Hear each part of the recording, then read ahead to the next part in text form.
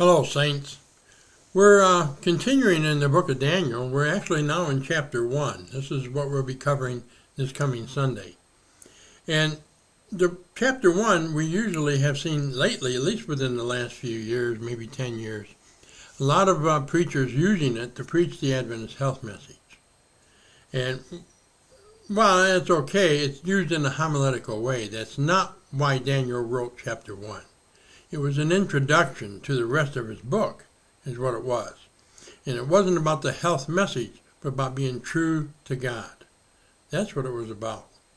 We see here where Nebuchadnezzar goes in and takes the Jews and captive back to Jerusalem.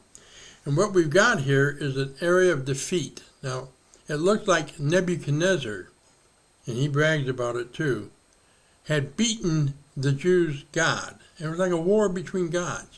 Bel-Marduk of Nebuchadnezzar beat Jehovah, Yahweh of the Jews.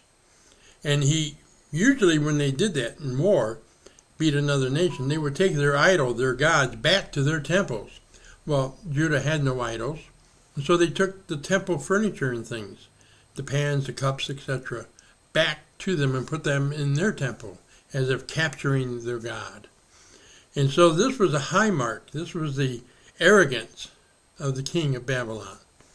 And as we go through, we're going to find out he changes some attitudes.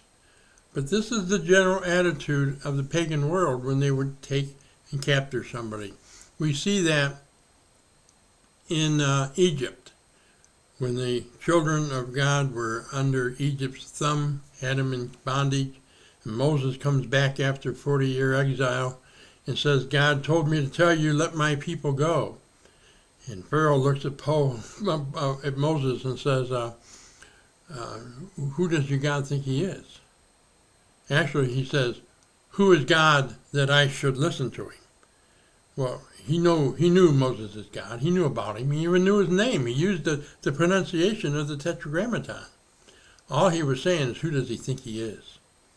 Look, Moses, I have all your people in captivity. I've already dominated over your God. And so when God begins to release the plagues on Egypt, it wasn't a war between God and Pharaoh. It was a war between God and their gods, their false gods.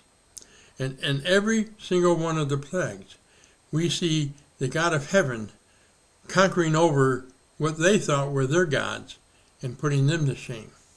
Some plagues would represent one god, like the frogs representing Hecate, or other plagues would represent multiple gods. But either way, it was a battle of the gods, and the one true living God wins, because a dead god or a non-god can't win. And so he showed him who was God.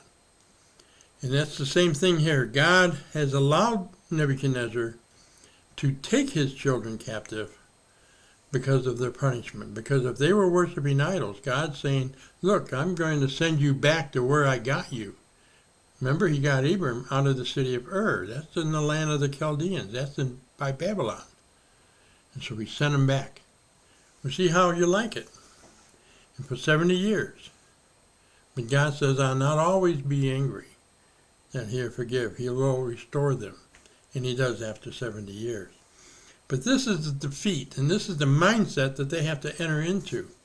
He tells Jeremiah to give them the message that when you get there, settle down in the land, build houses, have children, have families, because that's where you're at. Don't try to be fighting this and coming back home. Resign yourself to the punishment. And so what we've got then is, how do we live in a foreign land if we are true followers of God? How would Daniel and his 3 friends who had gotten into the king's court, maybe made eunuchs, we're not 100% sure, but maybe made eunuchs. And now they have to serve the king, a pagan king.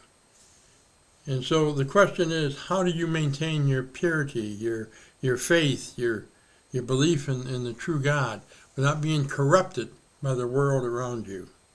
And we see it in every chapter, but we see it laid out here, which is the thing that sets the tone of the stories that follow. And what it is that they have determined in their hearts that they were going to serve God. And that is what sets the tone for the rest of the book, that gives a message both in time and locality, the narratives of the first 6 chapters, and gives us the picture of how God operates and is in control even in the future through the prophecies of the second half, and how he will wrap up the curse, the sin problem, and bring us all home.